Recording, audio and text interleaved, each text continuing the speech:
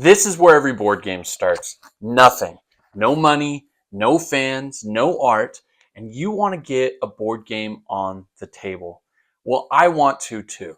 I'm going to take you through every step along the way, all of the wins, all of the fails, every dollar spent along the way. By the end of the series, we're not only making a game, we're going to prove that anyone can make a board game from scratch. So if you've ever dreamt of making a game, this is where you start. Welcome from nothing to published, episode 1. This is where we start.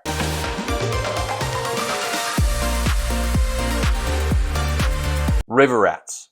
That's the name of the game that we're going to start from zero all the way to finish. Now, the first step of me coming up with River Rats was getting inspiration, finding where I can draw from. If you're not familiar, my name's J. Daniel Woodstock. I'm the owner, maker of the board game Dice Fights and Woodstock Games, and we're starting on our new project. What I do when I'm not making board games is I work at a little place called the Barton Ranch out by the Grand Canyon. We facilitate river rafters going on and off of the Grand Canyon. People spend anywhere from 5 to 7 days, 5 to 14 days on a river rafting trip to get to us, where we will then pick them up via helicopter and bring them up to the ranch, ending their river rafting trip. Now, these river rafters are often referred to as river rats. And I thought it would be so cool to use something that I do every day as inspiration to make a board game. So the gears start turning. This is where we start our whole process. We are wanting to find something that you feel comfortable and excited with and making it into a board game. So that's where I got the inspiration for River Rats. Now, that was an easy first step, inspiration. What do you do now? You know, you want to make a game. I already came up with the name River Rats. What now? What do you do? Now, coming up with a name with you may not be your first step. You may just think of mechanics. Mechanics are one of the very first things that you really should be thinking of, because if you really want to publish a game, it needs to be something fresh, something exciting, something with an interesting core gameplay loop. Now, are you familiar with the core gameplay loop? A core gameplay loop is essentially the muscles and the bones of your game. What actions will your players be taking round after round until the game is completed? I started writing in my handbook here. I knew I wanted it to be going down the river, wanted it to be inspired with the Grand Canyon. I wanted it to simulate a river rafting trip on the Grand Canyon. And my first thought, because some of my other games have been this, is that I wanted it to be a race to the end of the Grand Canyon. There's a really cool book called the Emerald Mile, where people were racing down the Grand Canyon. And I kind of thought through that, and I knew I wanted guides to be a big part of it, the boatmen, the things, but I think I've maybe come up with what I wanted. There is a lot of back and forth, and really one of the most important steps that people will forget is that you need to get something made and on the table. Because if you're just thinking of ideas, you're not going to get anywhere. You need to make your ideas a reality and put it on the table. So let me show you what I have. Now, I'm hoping you can see this all right.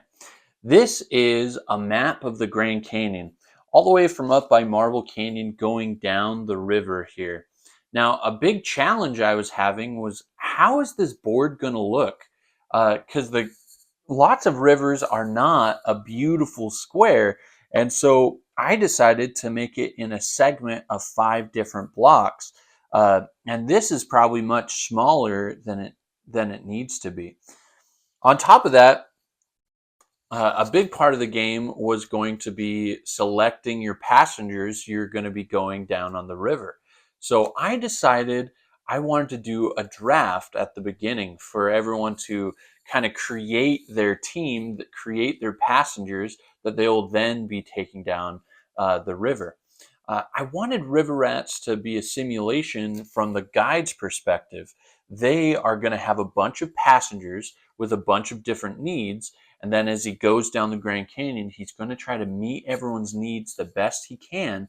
And whoever does the best job of that is going to end up winning the game. Now, there's a lot of details to get there, but what I kind of came up with was instead of spending so much time on art and things like that before it's even fleshed out, I wanted to get like a basis of what a player card would be. Now, so here's our first passenger, smiley face passenger here. So I wanted the triangles to represent their activity need, their physical needs.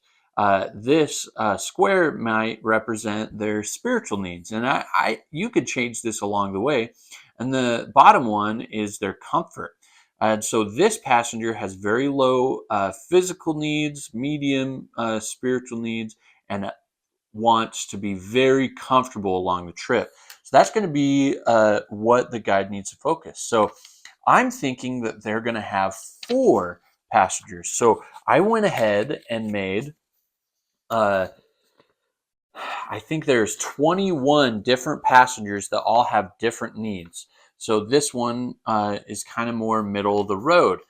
Some of them, that's another comfort heavy one. We got a spiritual heavy one. There's physical heavy ones.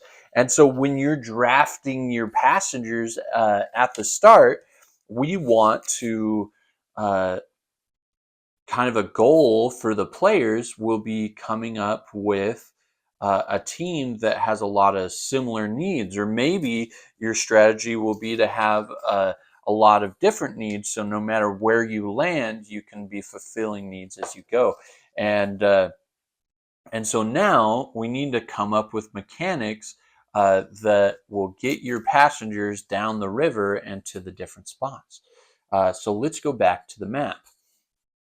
So some details about the Grand Canyon you may not know is it's about 300 miles long. On the river rafting trip that gets you to the Barton Ranch, it's 186 miles. So I need to somehow represent 86 river miles on the map. So I decided I had this old D&D vinyl mat here that I'm going to kind of draw what I want the map to be. So I'm just going to take you along this process. I haven't done this before.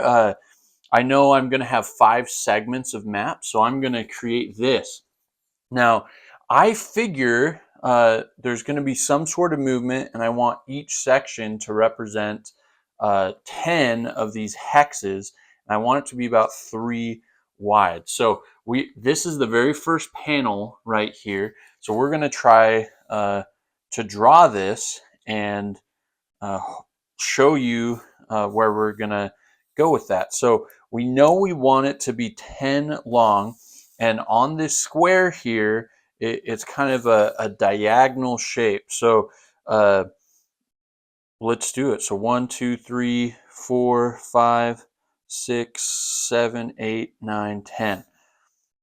So those are our 10 that way, and we want it to be 3 wide. So we're just going to kind of follow what we've done here, and it's coming down the waterway right here. So that's going to be our first section of map right there. And let's simulate. I want it to really look like the river as well. So at the start, you kind of have this vergence going down here, and we know it's going to be a square piece. So we're just going to kind of draw that right here, and let's just connect it that way.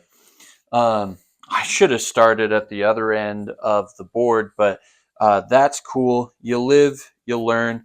I know that I'm going to make mistakes as we make this along.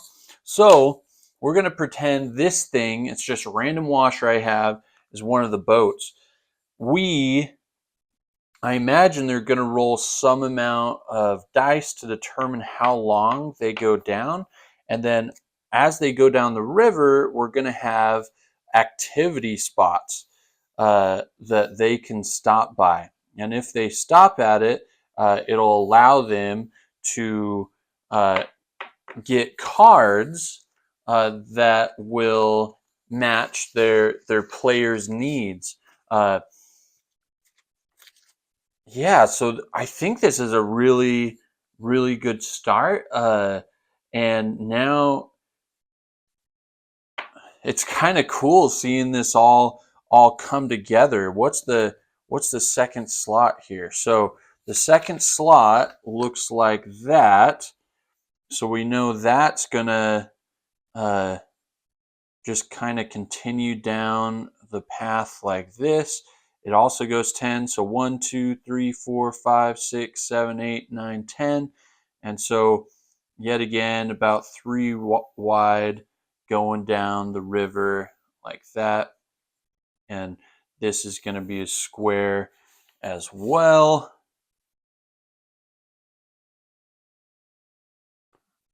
Are you guys seeing the shape of this? I'm getting pretty excited by this.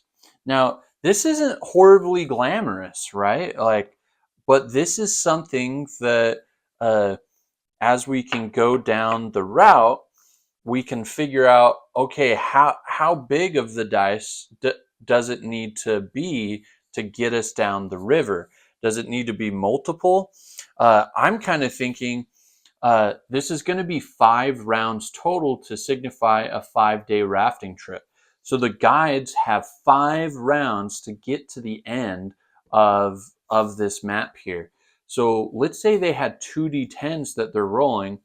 On average, they should be able to go about 10, uh, but they could go less. So that'll kind of determine how many stops they'll be able to make along the way. Uh, and then I think we'll make it so the comfort actually can be spent. So you can make yourself a little uncomfortable on these river rafting trips to allow you to go further than your movement allows, or potentially give you some other benefits that way. So that's what I've come up with so far for river rats. It's not a lot, but it's a good beginning. And I'm excited to check in with you every episode to kind of show you where I've been going and what we're going to be doing. One of my main goals for the next episode is to get this to a point that I could potentially play the game. So here's some goals I need to do to get me to the next step. And maybe if you're making a game along the way, you can kind of follow along and follow these steps as well. So I have the base mechanics in my head. We know that there's going to be passengers on a boat, and we're going to be going down the river and experiencing things along the way. So now I need to create those experiences. At every stop, what's going to happen? Uh, on a river rafting trip, a big part of it is going through rapids down the river. So I need to come up with rapid cards, and that'll be a fun experience. So check in next episode to find out where this game goes next, and follow along to see what happens next. Thank you so much for the support. If you want to check out one of the other completed games I've done, you can check out Dice Fights over here. We're just at the end stages here. This is currently on pre-order on woodstockgames.com. Thank you for stopping by and supporting the journey. We try to go live every Tuesday and Thursday, so check out that. And thanks for coming along this journey.